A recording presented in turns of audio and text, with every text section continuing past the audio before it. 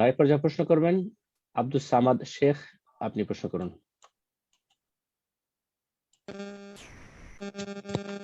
আসসালামু আলাইকুম। ওয়ালাইকুম আসসালাম ওয়া রাহমাতুল্লাহ। কেমন আছেন শেখ? জি, আলহামদুলিল্লাহ। আমি আব্দুল সামাদ, পশ্চিমবঙ্গ নদিয়া জেলা থেকে। মাশাআল্লাহ। আমার প্রশ্ন হচ্ছে যে আমার নাম আব্দুল সামাদ, কিন্তু সবাই আমাকে ছোটবেলা থেকে সামাদ বলে ডাকে। এখন আমি জানতে পেরেছি যে সামাদ বলে ডাকা যাবে না। আমি অনেক শেখদেরকে জিজ্ঞাসা করেছি, কেউ বলেছে সামাদ বলে ডাকলে অসুবিধা নেই, কেউ বলেছে ডাকা যাবে না, আবার কেউ বলেছে যে যদি ডাকে, যে নাম রেখেছে, যে ডাকবে এবং যার নাম, তিনজনেরই পাপ হবে যদি শুধু সামাদ বলে ডাকে। তো এক্ষেত্রে আমার করণীয় কি? আল্লাহুস সামাদ, সূরা ইখলাসে রয়েছে আল্লাহুস সামাদ।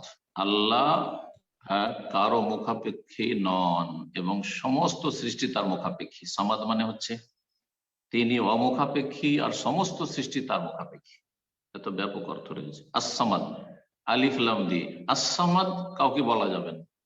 আমাদের দেশের লোকেরা সামাদ শুধু বলে, যেমন আর রাহিম কাউকে বলা যাবে না, কিন্তু রহিম বলা যাবে, রাহিম বলা যায় যদিও না বলে।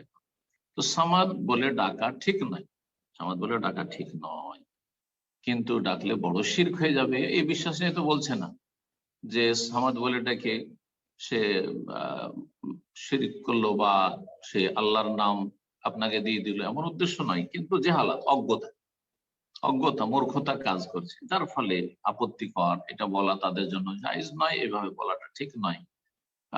কিন্তু আস-সামাদ যেহেতু বলছে না, তো এরকম হারাম নাজায়েজ বলবো না, তবে না বলাই উচিত, অপছন্দনীয় ভাবে বলা।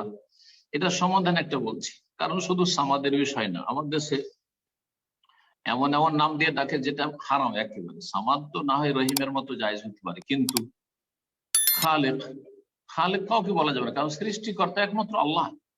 সুতরাং আল খালেকও বলা যাবে না, শুধু খালেক আলিফ লাম ছাড়াও বলা যাবে না কাউকে, কোন ব্যক্তিকে। কিন্তু খালেক ভাই, আবার খালেক কি করে, স্রষ্টা কি করে ভাই হয়? তারপরে মিস্টার খালেক, রহমান ভাই, মিস্টার রহমান, জায়েজ নয়, হারাম এগুলি বল, বোঝা গেছে? তারপরে মাবুদ ভাই, হারাম, মাবুদ কি করে হইতে পারে? হ্যাঁ, মিস্টার মাবুদ কি করে হইতে পারে? আল্লাহ মাবুদ। জি।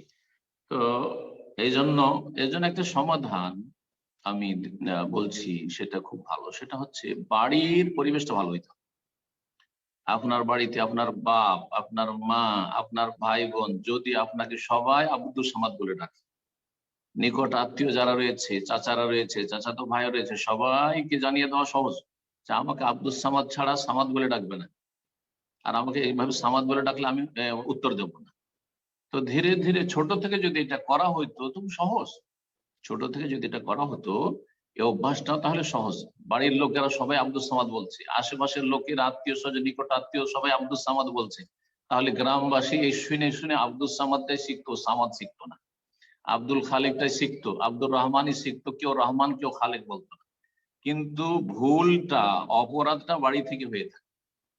বাড়িতে বাপ বলছে খালেক, বাপ বলছে সামাদ, বাপ বলছে রহমান, মাও বলছে ওই রকমই, বেটা রহমান।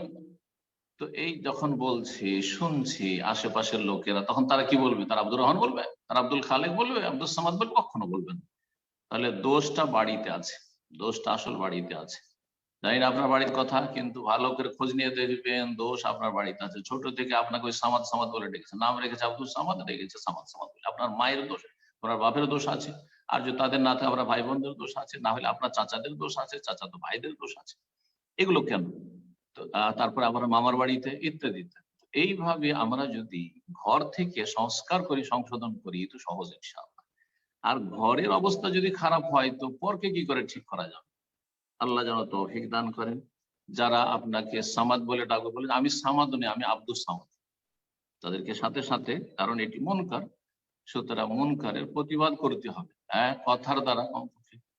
তো ফাবিলিসানিহি, বলে ভাই আমি কিন্তু সামাদ না, আমি হচ্ছে আব্দুল সামাদ, আমি হচ্ছি আব্দুল সামাদ, সুতরাং আমাকে আব্দুল সামাদ বলে ডাকবে, আমাকে আব্দুল সামাদ বলবে। এভাবে বারাকাল্লাহু ফিক।